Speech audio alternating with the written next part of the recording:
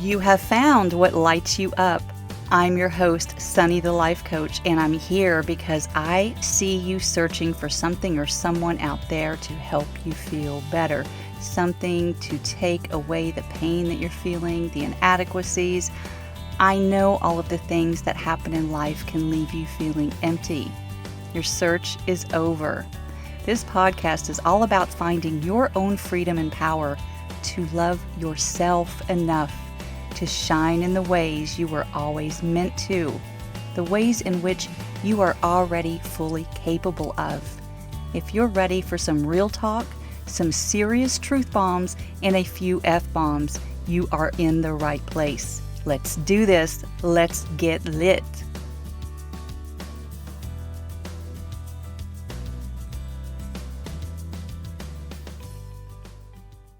Hey, welcome to this bonus episode. I promise it'll be a little bit lighter than my last one. Oh my gosh, that was deep. I have been to the yoga studio 3 times this week and I am loving it. There's hardly anyone there. No worries at all on safe distance, I promise. They have all kinds of protocols. And today I had the room all to myself. It was flipping fantastic. It felt like my own private space. Out of the house. Hello, that's a huge. And I had the heat that I've been missing because it was a hot yoga class. And so while I've been doing them at home online, I can't get any room of my house on that level of heat. I think it's like 100 degrees and high humidity and all that stuff. And oh, wow, so good. So with things starting to open back up, let's give anxiety some airtime, shall we? I know many of us feel it. Some face it daily and others reserve it for special occasions. I'm an example of the latter. My special occasion anxiety is a trip to the dentist. I don't know why. I can't explain it. I have not had a traumatic experience with the dentist.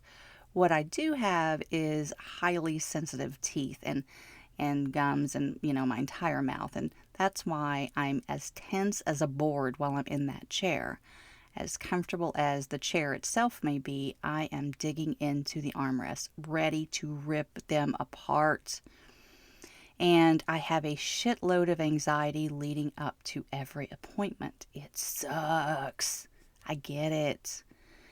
As a connoisseur of special occasion anxiety, I'm fully aware that I can apply thought work techniques to this scenario, and I do believe it's gotten better over the years, but it hasn't completely gone away.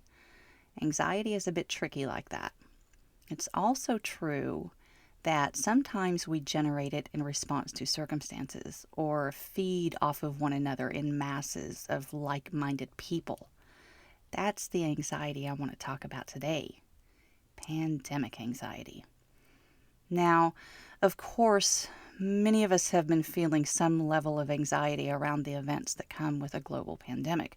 The stay-at-home orders, the shuttering of businesses, the growing unemployment, the ever-present thoughts of getting sick and not recovering, or our loved ones getting sick and not recovering, all the things. It's important to recognize that the primary reason we are having the thoughts that generate the anxiety is our heightened attention to the news media. All forms of it. With good reason. Of course you need to be informed, at the very least, with what's happening in your local community. We're currently in a phased approach of reopening, so it's certainly important to know where you can go and what the protocols are. Being tuned in on some level is a bit of a necessity right now. Yet, after nearly 3 full months of gloom and doom news stories around COVID-19, it certainly starts to wear on you. Look, the media is doing what it's always done. If it bleeds, it leads. That's been true for a long time. Lead with the stories that stoke emotion. Generating fear and outrage from the headlines are good for ratings.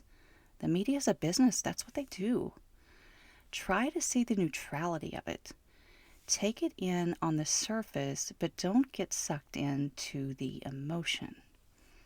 I also hear a lot of people these days say they don't watch the mainstream media anymore. They get all of their news from Facebook. Okay, that's your choice for sure. Just know your sources. The memes your Aunt Judy shares are not news. Look, I get it. I've already owned up to spending a bit more time on my social news feed than I normally would simply because I'm an extrovert and I miss people. I want to know what my friends and family are up to. I want to know how they're coping. Some of you all need some help, and I'm here to offer it. Because here's what many of you still don't have awareness of. You don't get to control the people. Episode 4 is a good introduction to our strong desire to have people behave exactly as we want them to. So if you haven't heard it yet, give it a listen. I'm going to apply the same concepts here specific to today's events. I don't think we can hear it too much. Repetition is the key to learning. It isn't often that we hear something one time and then change our approach to life or our outlook on things happening around us. Sorry to say, that's not how our brains work. I wrote a blog about this a few days ago that I'll link up in the show notes. The hot button right now, as we are reopening all of the places, at least in my state, it may be yet to come for yours. The hot topic is to mask or not to mask. And as I mentioned in my blog post, there are two distinct camps in this area. There is a group of people who truly believe that being required to wear a mask is an infringement of their rights. They also say things like, it's hard to breathe, and it's actually bad for my health to breathe carbon dioxide over time. They won't provide the protection claimed. The recommendation has changed over time. Initially, the CDC said not to, and they've since revised their stance. This camp includes extreme positions like this is all a hoax anyway, just a social experiment to detect the sheep among us. And for all these reasons, I'm not wearing a mask. In the other camp, there is full compliance because they truly believe that wearing a mask is offering protection from what could be a lethal virus to all of those around them. It's the humane thing to do. It's what the CDC recommends now. Total forgiveness and understanding of the adjusted stance. Businesses have the right to require and enforce the wearing of masks. Everyone should care about their fellow humans enough to do that simple act. And it's all morphed into a political stance for extra excitement. Remember, our brains love a good drama. Side note, my husband mentioned the other day that someone posted in one of our larger community groups about masks not being worn in a certain establishment. I think it was a restaurant. I said, yeah? He said, I don't think it went how she expected it to. Oh, man. You see, each position has its own stake firmly in the ground, not just because of the rational arguments they can point to. That's simply confirmation bias. You can always find evidence to support your beliefs. Each position has been created because of the thoughts they think, over and over, that are aligned with the values they have subscribed to over time to form those beliefs in the first place. And you can find plenty of people to support your position on social media. Pick either camp. You'll be able to easily find thousands cheering you on. And that, my friends, is anxiety fuel. You generate your own anxiety with your thoughts about whether or not the people around you are wearing masks. No one else causes your anxiety with their behavior.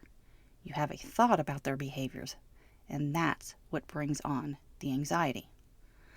I'll see a post like, just got back from this store and literally 3 people in the whole place were wearing masks! Exclamation. Don't they understand? I got out of there as fast as I could. Stay far away. Then I'll, seconds later, see another post. Just saw some idiot driving down the highway while wearing a mask. Don't they understand? They could pass out behind the wheel and cause an accident. You can't breathe in those things. Anxiety. It is so heavy in the air because so many of us are feeding off of one another.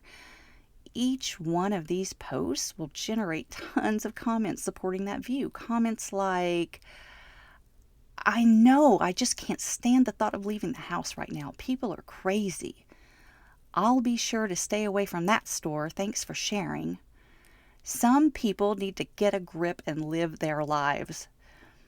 And those are the tame comments for sure, written by the supporting cast of characters in your movie with plenty of extras. Everyone all up in everyone else's business. Now that's always true because it's entertaining, right? To be up in someone else's business. Listen, I spent my first 16 years on this earth in a very small town, so I know how we like to entertain ourselves by being up in everyone's business at any time. Trust me on that one. And these times are either about living life or potentially dying. Very contrasting viewpoints, and both are certain they are on the right side of history. Let me repeat that so that you fully understand it. Each person holding the opposing viewpoint is certain they are on the right side of history. They are right. And who's to really know? We can't right now. I suppose time will tell on that front, but living in today, everyone has their sources, everyone has their experts, everyone has their deeply held beliefs that are further validated by like-minded thinkers. That's it.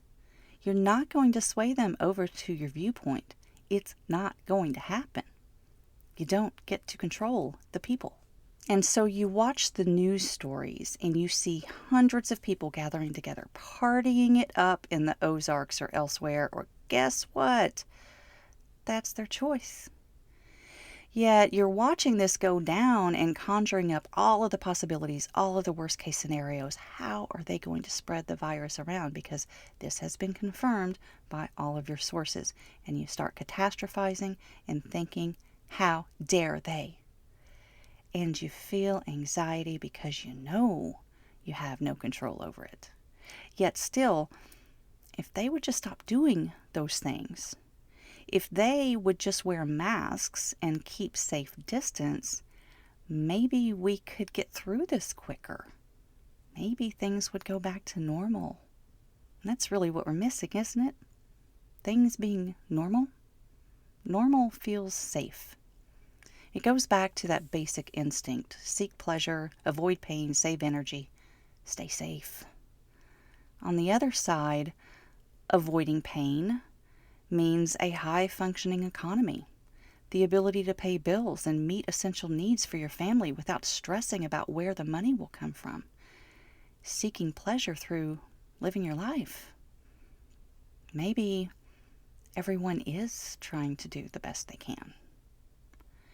And so when you have these thoughts that they are doing it wrong, and you start to feel this anxiety, so you post about it on social media and 65 other people agree with you and share their horror stories about it all, the anxiety just continues to build. And we all end up feeling awful about it. Listen, we will get through this. It's important to remember that stress and anxiety also negatively affect your immune system. And now more than ever, we really need to take care of ourselves. We can try to be mindful of our reactions over what other people are doing.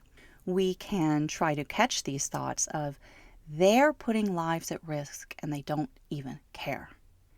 And try to replace them with maybe they're doing the best they can. And if that's too much of a stretch, then breathe.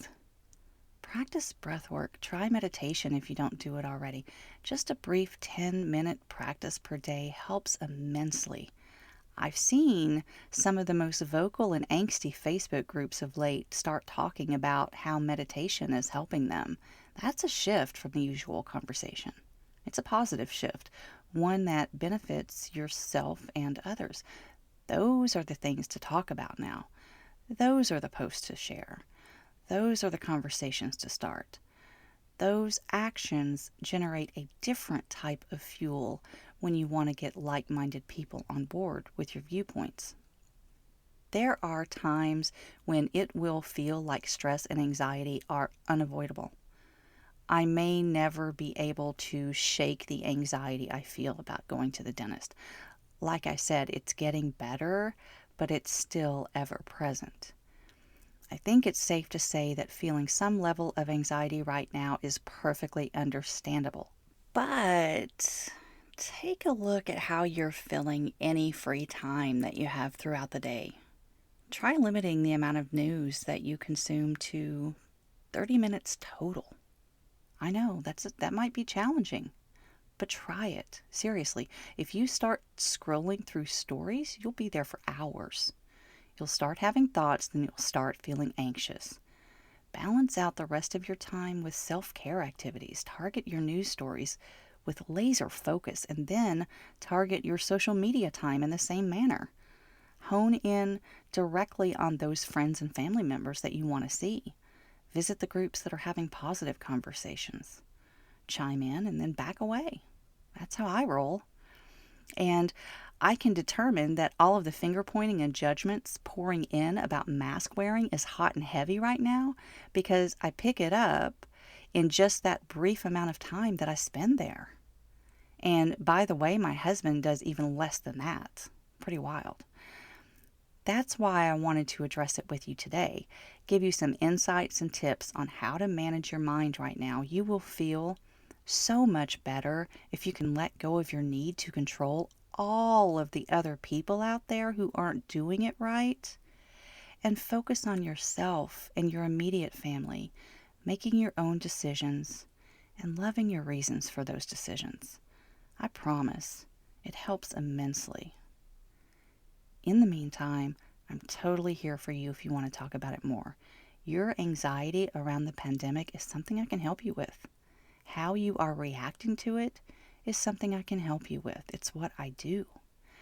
Message me on Facebook or Instagram at Sunny the Life Coach, and I'll send you a link to schedule a private session. You've got this. Shine on.